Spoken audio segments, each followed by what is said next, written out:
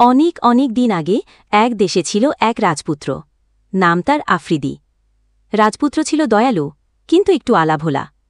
একদিন রাজমহলের বাগানে হঠাৎ এক সোনালি ডানাওয়ালা পঙ্খিরাজ ঘোড়া নেমে এল, যার কেশে ছিল রূপালি ঝিলিক আর চোখে জলজল করত নীল আকাশের আলো।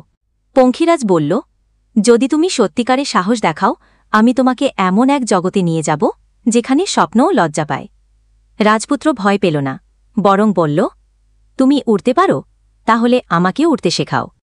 পঙ্খিরাজ তাকে পিঠি তুলি এক ঝটকায় মেঘের ওপারে নিয়ে গেল। তারা উড়ে পৌঁছাল রঙিন বাতাসের রাজ্য, যেখানে পাহাড় কটন ক্যান্ডির মতো নরম, নদী চকোলেটের মতো ঘন, আর গাছে গাছে বাজে গান।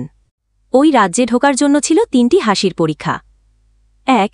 এমন এক ধাঁধা যার উত্তর দিলে সবাই হাসে লুটোপুটি খাবে। 2.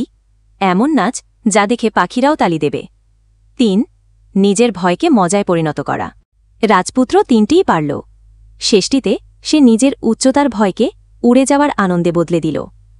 বিদায়ের সময় পঙ্খিরাজ বলল, সাহস মানে ভয় না থাকা নয়, ভয়কে হাসি দিয়ে উড়িয়ে দেওয়া।